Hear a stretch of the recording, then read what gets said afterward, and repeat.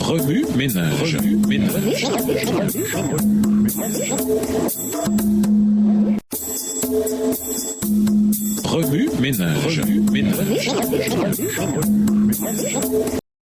Bienvenue dans votre émission Remue-ménage. Voilà la leçon de mardi. Investiguer. Huile, lampe et lumière. Lisons Zacharie 4, les versets 1 à 6, Ésaïe 60, les versets 1 à 3, Matthieu 5, les versets 14 à 16. Zacharie 4, les versets 1 à 6. L'ange qui parlait avec moi revint et il me réveilla comme un homme que l'on réveille de son sommeil. Il me dit, « Que vois-tu » Je répondis, « Je regarde et voici, il y a un chandelier tout d'or surmonté d'un vase et portant 7 lampes avec 7 conduits pour les lampes qui sont au sommet du chandelier. Et il y a près de lui 2 oliviers, l'un à la droite du vase et l'autre à sa gauche. Et reprenant la parole, je dis à l'ange qui parlait avec moi, « Que signifient ces choses, mon Seigneur ?» L'ange qui parlait avec moi me répondit, « Ne sais-tu pas ce que signifient ces choses ?» Je dis, « Non, mon Seigneur. » Alors il reprit et me dit, « C'est ici la parole que l'Éternel adresse à Zorobabel. Ce n'est ni par la puissance ni par la force, mais c'est par mon esprit, dit l'Éternel des armées. » Ésaïe 60, versets 1 et 2.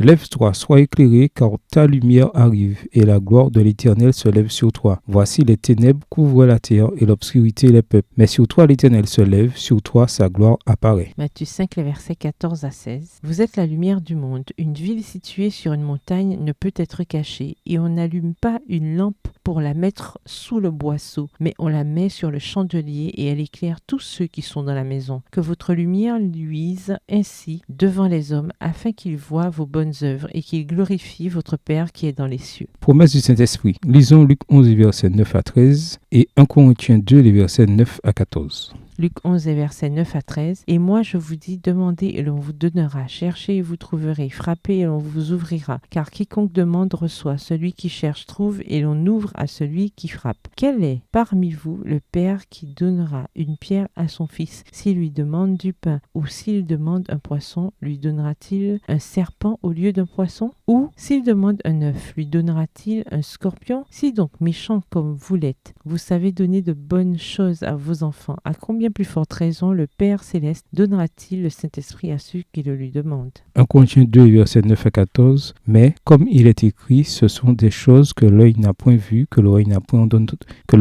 entendues, et qui ne sont point montées au cœur de l'homme. Des choses que Dieu a préparées pour ceux qui l'aiment. Dieu nous les a révélées par l'Esprit, car l'Esprit sonde tout, même les profondeurs de Dieu. Lequel des hommes, en effet, connaît les choses de l'homme, si ce n'est l'esprit de l'homme qui est en lui. De même, personne ne connaît les choses de Dieu, si ce n'est l'esprit de Dieu. Or, nous n'avons pas reçu l'esprit du monde, mais l'esprit qui vient de Dieu, afin que nous connaissions les choses que Dieu nous a données par sa grâce. Et nous en parlons, non avec des discours qu'enseigne la sagesse humaine, mais avec ceux qu'enseigne l'esprit, employant un langage spirituel pour les choses spirituelles. Mais l'homme animal ne reçoit pas les choses de l'esprit de Dieu, car elles sont une folie pour lui, et il ne peut les connaître parce que c'est spirituellement qu'on en juge. Les derniers jours, lisons Ézéchiel 14, verset 20, 2 Timothée 3, les versets 1 à 5 et Jean 5, les versets 7 et 8. Ézéchiel 14, verset 20. Et qu'il y eut au milieu de lui Noé, Daniel et Job. Je suis vivant, dit le Seigneur, l'Éternel. Il ne sauverait ni fils ni fille, mais il sauverait leur âme par leur justice. 2 Timothée 3, les versets 1 à 5. Sache que dans les derniers jours, il y aura des temps difficiles, car les hommes seront égoïstes, amis de l'argent, fanfarons, hautains, blasphémateurs, rebelles à leurs parents, ingrats, irréligieux, insensibles, déloyaux, calomniateurs, intempérants, cruels, ennemis des gens de bien, traîtres, emportés, enflés d'orgueil, aimant le plaisir plus que Dieu, ayant l'apparence de la piété, mais reniant ceux qui ont fait la force. Éloigne-toi de ces hommes-là. Jacques 5, versets 7 et 8. Soyez donc patients, frères, jusqu'à l'avènement du Seigneur. Voici le laboureur attend le précieux fruit de la terre, prenant patience à son égard, jusqu'à ce qu'il ait reçu les pluies de la première et de l'arrière-saison. Vous aussi, soyez patients, affermissez vos cœurs, car l'avènement du Seigneur est proche. Remue-ménage, quelle relation ces versets ont-ils avec le passage principal? Quels autres versets ou promesses vous viennent à l'esprit en rapport avec Matthieu 25, les versets 1 à 13? Au revoir. Et à demain si Dieu veut.